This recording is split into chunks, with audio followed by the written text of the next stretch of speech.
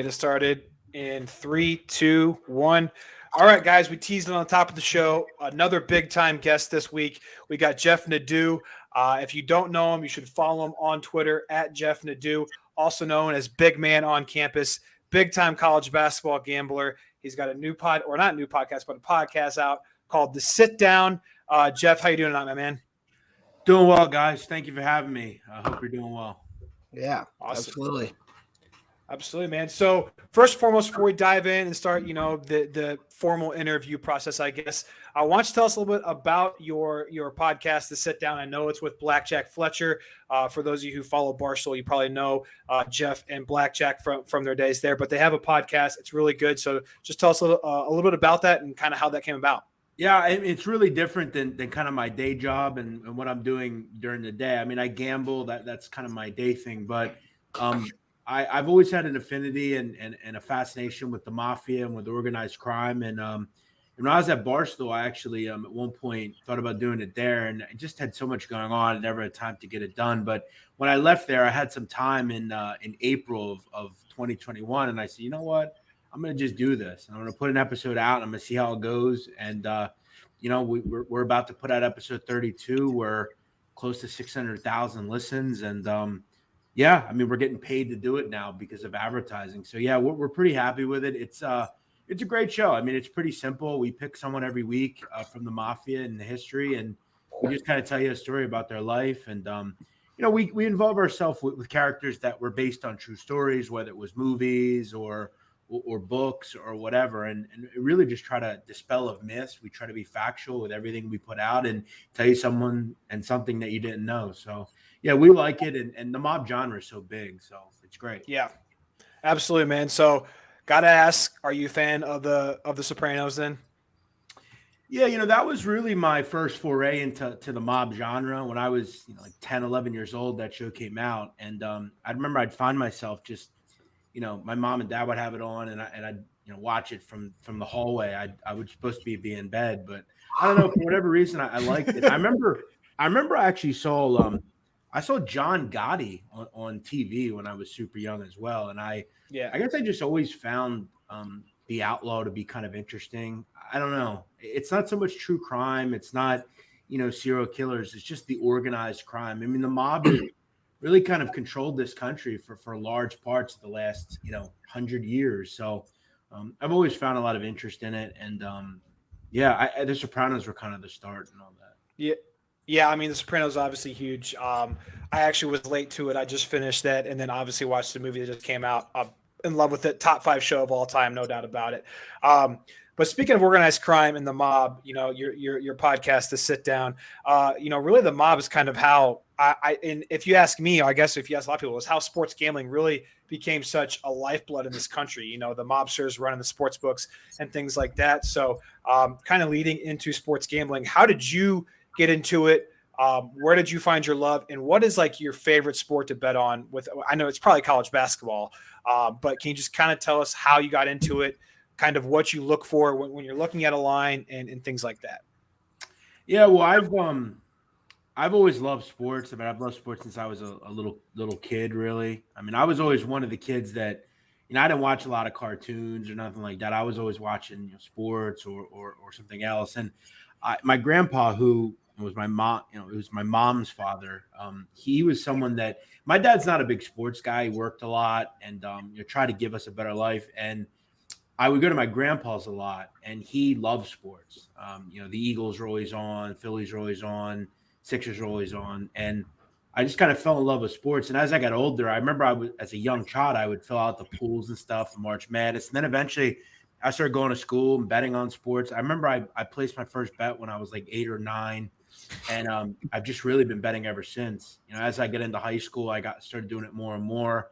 And then when I was 18 and a half, I moved to Philadelphia, and I lived in Philly for a lot of years. And that was really where gambling became not just a hobby for me, but it was something that I was making money doing. I actually, with 2 of my friends, I at one point was putting some money in the street, moving money around for people and taking bets, little stuff, nothing crazy. But I really just learned how to gamble. I learned how to kind of look at a line the right way. And as far as content, I just kind of jumped into it, and the rest was history. But as far as what I like to bet, I mean, this year it's been college football. I've been incredible this year in college football, but it's always been college basketball. That was my first real love when I was young, and I've always loved basketball just in general. So I would just say it's college basketball. Awesome, man. Is there a team this year in college football that you're like every week you're looking at their line and seeing where they're at that you're kind of either tailing or fading like every single week? Yeah, I've always been a big proponent of military schools. I've been on Army a lot. I mean, they've made me a lot of money over the last couple of years. Syracuse has been a team that one of the best teams in the country against the number. They've been really good. You're just kind of identifying Michigan State fading as far as I bet a lot of overs involving Michigan State. I've learned their defense is just not good. But it's just little things, picking up on just kind of knowing off the top of my head who's good, who's not, what defenses are good, what defenses aren't. I've always had a good ability to kind of remember things and kind of retain knowledge. So that I think helps with sports betting. So that's been a big thing for me over the years, just being able to retain knowledge and use it towards what matters. Yeah, it definitely helps whenever you bet on a team, they don't play well. So it's easy to hold a grudge against them for the rest of the season. Yeah, but I don't do that. I think that's one of the things that as a gambler you have to be willing to throw out. I mean, you can't always, because again, you have to sometimes realize you're going to miss out on things just because you have one bad game. I'm not one of these people that's going to write a team off because of one or two bad weeks. You also have to be willing to know when to get off the team at the right time. Cincinnati was one of those teams for me in football. I made 3 or 4 weeks of money with them, and then I was able to jump off at the right time, and it was the right time because they started not playing well. So, yeah, I mean, all that stuff you learn over the years, and as you get better and more experienced in it, you won't make the same mistakes. Absolutely. Yeah, I totally agree. So, you obviously have had a love for sports gambling. That's obviously what got you into Barstool. So, for everyone who's listening who doesn't know the full history, can you just kind of give us a synopsis? You were at Barstool, then you weren't, and then there was a little bit of falling out. So, just give us a history of how you kind of came to Barstool and what happened and what's ultimately leading up to this headliner Rough and Rowdy that you're doing on December 10th. Yeah, I mean, it's a long history with them. I met Big Cat many years ago. I mean, probably 5 years ago at this point, and we talked for a while. I was giving him college basketball. We were making some money, and this was before gambling was even legalized. PASPA hadn't been passed yet, and they were at the old office that they had on 27th and Broadway. And I remember he sent me a message one day and said, "Hey, we're trying to kind of collectively grab some gambling talent for the future. Would you ever want to come talk to Dave about some of your ideas? I know you're funny, and I know that you are good at what you do. I don't really know what you can do, but I think you should talk to him." So he reached out to me, and we set up a time to meet. I went up to New York, and he said some really good things about me. I mean, he kind of alluded to the fact that I kind of looked like a gambler, and everything worked. And initially, like I said, they weren't in the space. They were just kind of meeting people at that point, and he kind of told me to hang out for a while. And then that football season, about 6 months later, he contacted me, and they wanted me to move to New York. And I guess for me, and this is kind of different than most people that work there. I for the last 10 years have built I don't call it an empire because it's not an empire, but I've built a life for myself. I can make money. I don't need companies to prop me up. And at the time, I was doing really well. I was making a lot of money on my own. And I just kind of looked at my life, and I was like 29 at the time. And I was just like, you know what? I'm happy. I'm making money. This is a good opportunity. But to move to New York for what they were wanting to pay me, it just didn't make a lot of sense for me. And we kind of shut it off, and I declined it. And then we kind of had a resurgence. They called me back in the winter of 2019, 2020.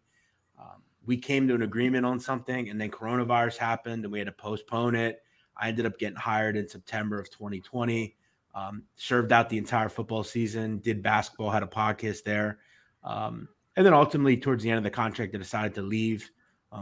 For me, I just kind of recognized, guys, and it took me a while to realize this, but I don't think everyone is Barstool material. And that's not to say that I'm not funny or I'm not personable or I don't have good life experience or a good story. But, I really enjoy gambling. I put a lot of time into it. I enjoy breaking games down.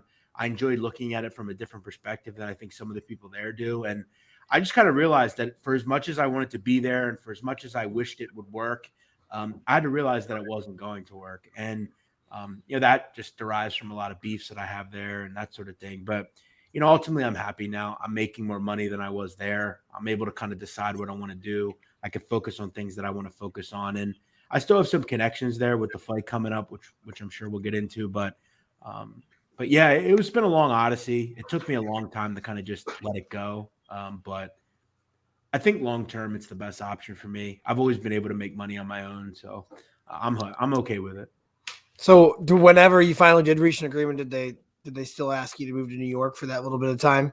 No, I actually at that point, weirdly enough, they were at the point where they were so big, and Dave hired me as a remote employee. So I had to do content, but the only content I did was with them, and I could do a podcast from anywhere. So luckily, no, I didn't have to move to New York, and it worked out. But we just had some kind of inner office issues with certain people there, and unfortunately, they backed that guy over me, and it just got really toxic. And I mean no ill will with them. Like I still talk to a lot of those guys. Dave's always been fair to me.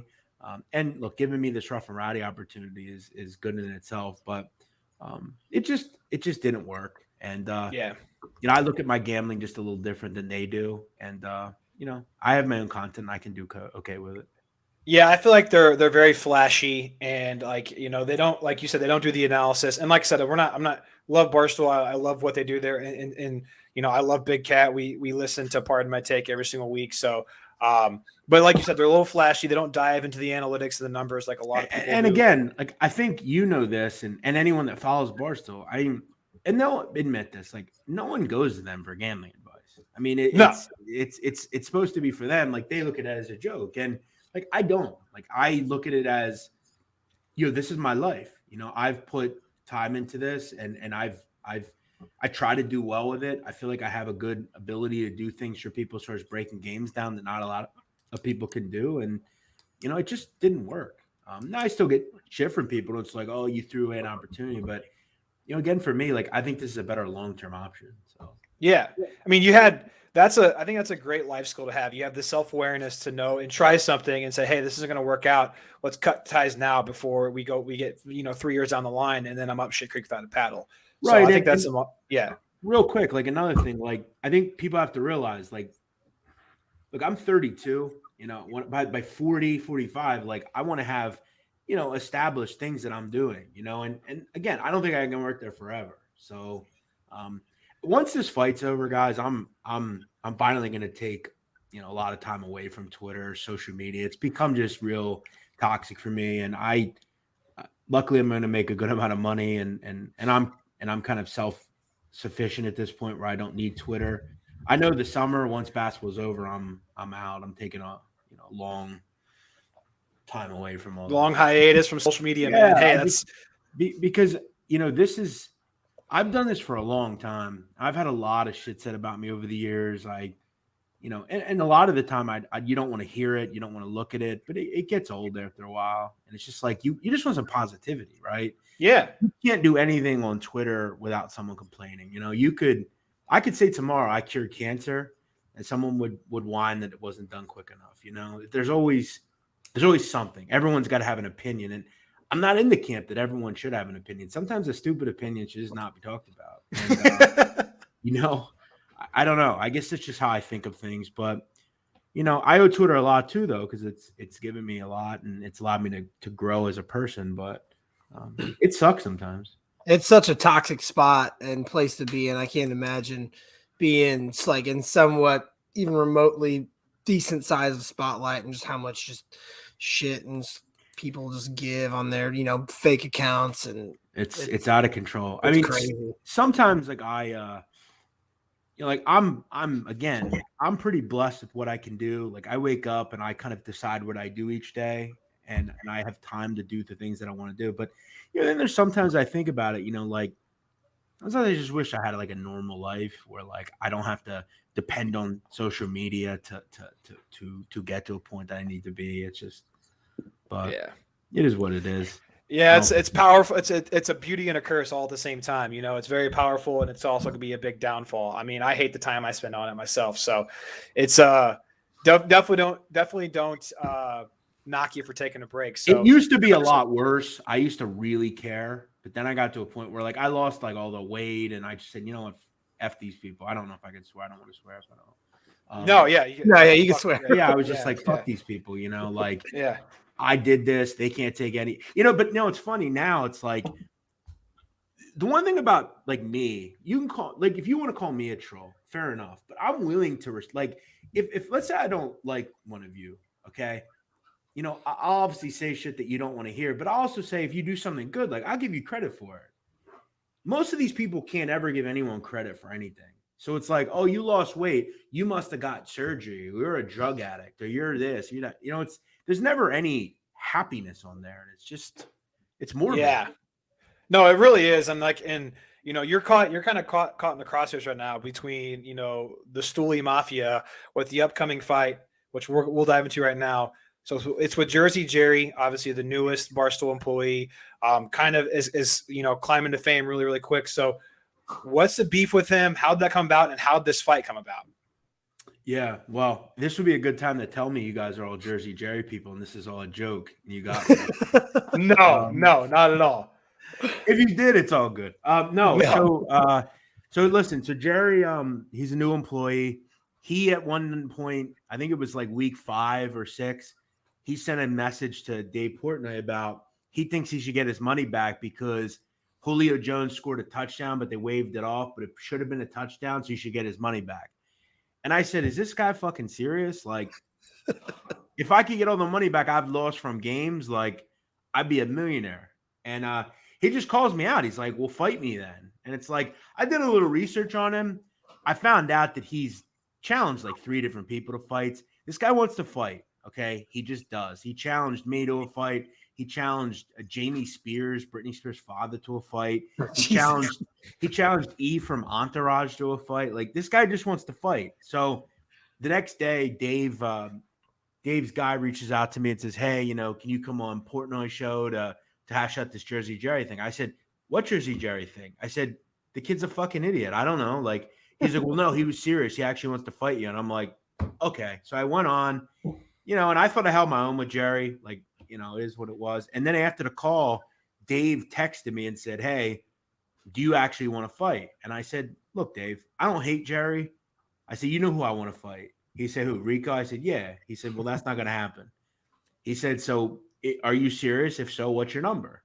So I thought about it. I threw a number out to him because we were quoted a number for Rico and I to fight. I quoted that number. I'm like, you were going to give me this. I'll ask for that. There's no chance Rico would step in the ring with anyone. Yeah. And he's like, well, that's not going to happen. Give me a number, a legitimate number. I gave him a number. He came back with another number. I gave a number and he agreed on it.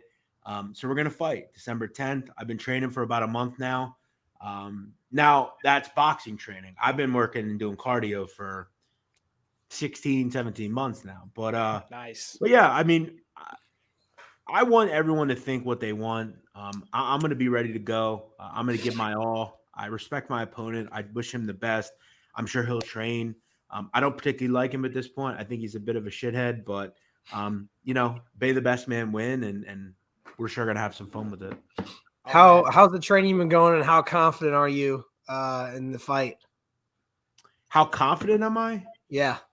I'm pretty confident. I wasn't legitimately that confident really right at the beginning because look, we don't know who each other is. We don't know our fighting patterns. And let's be real, a lot of people think they can fight until they go into a boxing gym, and you learn pretty quick you can't fight because everything you do is wrong. Like, a lot of people think like they can fight, and you just can't. So at this point, I'm pretty confident. I've learned a lot. I feel like I'm just in a better place. I know my cardio is better than his. You know, and the thing about boxing, like, you can hit a bag, you can hit, you know, whatever, but the bag don't hit back. You know, eventually something hits back. And I feel like I'm a little smarter than he is. So I think I'll be able to kind of outsmart him and things. And, but I'll say this, guys, and I'll say this to anyone that will ask me, whether it's you, whether it's Dave, whether it's whoever, I'm content with whatever happens. If he catches me and beats me, so be it. I'm okay with it. I don't think this makes me any less of a man because I get beat in a fight. I've been beaten fights before. I've won fights before. Okay. But I will say this, at the end of it, I'm going to be a lot richer than I was. So, yeah, I was gonna say at the end of it, you're taking money. Yeah, but I do look at it and say if I win, that could set up another fight, and the goal is to go in there and get a lot of it is about respect. That's what Jerry says, but it's about Barstool showing me some respect because they didn't show me respect ever. And I'll tell you right now, as God is my witness, if I win this fight, it will be a must-see interview after the fact. You better believe it. Because I am going to call out Mr. Terry, and you know who I'm talking about. I'm going to call him out, and he will have to fight me after what I say. So let's hope I win. Yeah, let's I hope so. so. I got to see this now. Oh my God! Can you give us an official fight prediction, or are you just gonna stay away from that? I will say that I win in a split decision. Okay.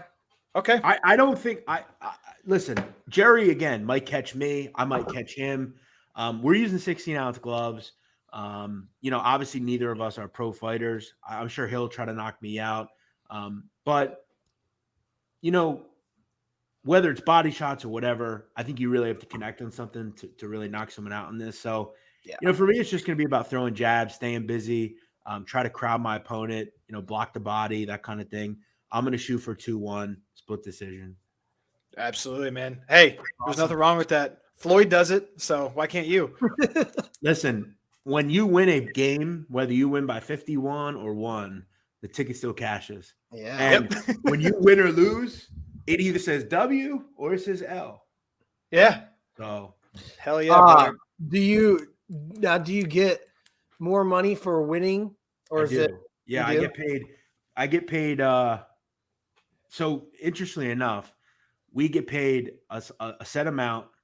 If we get past the first round, we get extra, and if we win, we get more extra.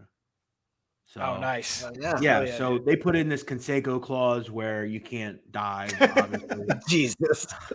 So, for me, like I said, I don't have to be. I know that I'm someone that can handle myself. And look, guys, this is the truth of the matter with being tough, right?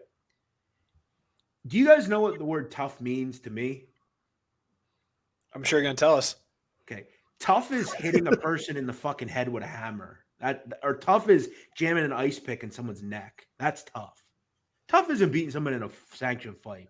Anybody can do that. Yeah. If my life's really in danger, I'm going to blow your fucking head off. It's that simple. So yeah. I don't give a shit about fighting. I don't fight anymore. I'm not a kid. But in a sanctioned ring, then we find out what's up. It's going to be a great pageantry. There's going to be a lot of good promo for this. And I think it'll be a good fight. I don't know if you guys know this, but Jersey Jerry is significantly shorter than I am. I'm not a big guy. I can't get a gauge on how tall he is. Jerry's like 5'3". I think they didn't. I don't know if Barstool or someone posted the other day. They posted like somewhat of a tail of the tape between like your guys' height. He's not 5'8". That's complete bullshit. Listen, was it on Jerry's Instagram? There's a picture of him and Dave. Okay, Dave is not a tall guy. Okay, no. Jerry came up to his shoulders. How tall are you? I'm just south of 5'8". I'm like so 5'7". 5'5". Who, Jerry? Yeah. I think I heard someone told me up there he's like 5'3". Jesus. God. Well, I mean, if that's true, that's a significant height advantage. You probably have a reach advantage then. So I wanted to ask a question about training. You said, the bag doesn't hit back. Mm-hmm. Are you planning on doing any sparring? Have you done any sparring yet? Yeah, actually, we've already talked about that. I'll probably do like 2 weeks of sparring, actually. So yeah. We have. So interestingly enough, there's a kid that trains after me because I train by myself. We were going to do it today, but we just got the times crossed. But yeah, we're definitely going to spar. It's funny. A quick story for you guys. If you ever want to gauge if you can fight or not, go to a boxing gym and get in the ring with someone that can actually fight and just see if you can hit them. That's how you actually kind of sounds terrifying. It's bro, I'm telling you, when I went in that gym the first day, I was gloating, acting like, oh, this will be fine. I know how to fight. Da da da da da. And I remember walking in the ring, and my trainer says to me, he goes, "You know your feet aren't even right, right? You got the wrong foot in front." I said, "Okay." He said, "Well, look, try to hit me. We'll walk around for 2 minutes, see if you can hit me." I couldn't land one punch. Really? It's really hard, man. Especially when now again, and I said that my trainer, I said, "Well, he's not going to be this good. You're a fighter. You're like a real fighter." And he goes, well, "How do you know he's not going to be this good? You need to prepare that you're fighting, a real fighter." The good thing though about this fight is it is only 3 rounds. They're only a minute apiece. It's really hard to, in a 5-round, 5-minute fight, you can work the body, you can kind of develop a plan. There's not much of a plan here, but either way, it's a great memory to make. Absolutely. Look, after the fight, you want to call me bullshit, shit out because I lost? Go ahead. I've heard way worse. So Yeah. all I know is my money's going to be right. So I don't Yeah, care. Absolutely, brother. Absolutely. I love that. I know you mentioned Rico. It's funny you mentioned that. I actually said something to Travis, I think it was 2 weeks ago. I said Rico is my fucking least favorite person at Barstool. I think he's the fakest fucking dude on the planet. And I don't care if he blocks us on Twitter if this. I don't give a shit. Yeah, you're done after this. I mean, cancel me. I mean, hey, no, there's no such thing as bad press. If he unleashes the writers on us, who gives a shit? But what's your like? I know you probably have a long standing thing, but what's the big thing with Rico? So like, why do we beef? Yeah, You'd have to ask him. I have no idea. He just Really? doesn't like me. Yeah, to this day, I've never met him. I've never talked to him. My thought is he's just jealous. I think he's threatened by me. That's kind of what I thought too. I kind of looked at the whole thing from, I guess, an outside angle, not being you, obviously, and it's just like he seemed like he was a little insecure about his own gambling abilities. Not 100%. I mean, he didn't show himself to the masses until I got hired. I mean, he's really threatened by me. There's a reason he doesn't want me around. And all I'll say is, and again, get your popcorn ready. Between now and the fight, he will be seeing me. 100%. I will be there, and he will not know I'm coming. So I don't know if he's just not going to come for the next month, but he's going to run into me, and he's going to have to explain his behavior. Oh man, and that will be If I have to spend a night in Rikers, I don't care. Like if I get a fucking clear shot off at him, I will. I don't give a fuck.